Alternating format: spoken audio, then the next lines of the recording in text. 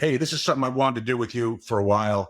Tremendous amount of respect for you. Knew you when you were the chief here in California for the Highway Patrol. You emailed me a couple nights ago and you asked me to watch a documentary called The Fall of Minneapolis.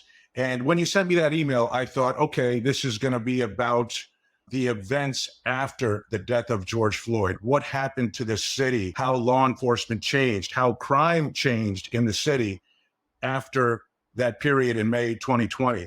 That's not what the movie was about. When I started watching it and I saw it go back to the actual events of May 25th, 2020, I thought, oh boy, this is going to be some right wing propaganda film and it's going to try to change the facts of what happened that day. That wasn't the case either. That wasn't the case either.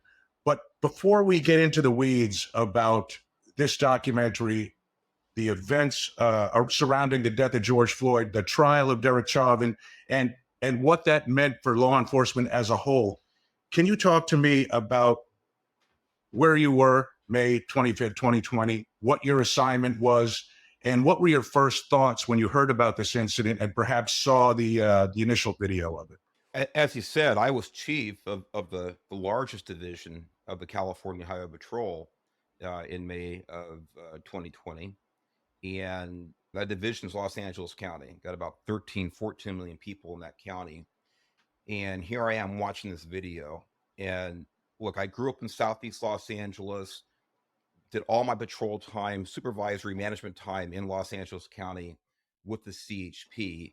I've been through any number, untold number of riots in that time, and for all different political and other reasons. But so I'm looking at this now as a member of top management from the fourth largest law enforcement agency in the country, and not wondering if, but I'm wondering when the poop is going to hit the fan.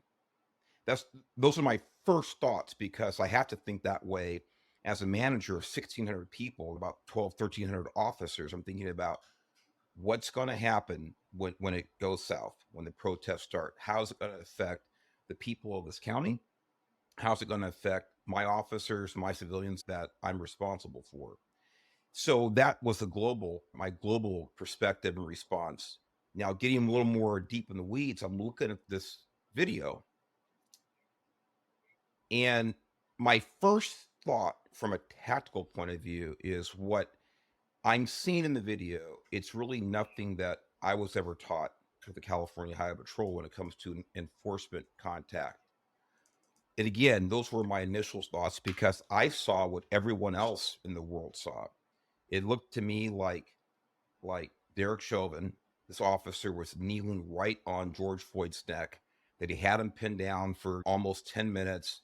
It was completely cold hearted. It was dismissive of his duty to the public, to this suspect, all the things that were marketed, so to speak. And in my opinion, it was marketed because, as we're going to get into this later on, what we saw initially is not the whole story. So those were my two initial thoughts. How's it going to impact the people here in Los Angeles County, my people specifically, and the CHP? And then why is it going to go sideways? Because what I'm seeing didn't look like anything that I had learned. And I initially thought, man, this is completely improper, So what I saw.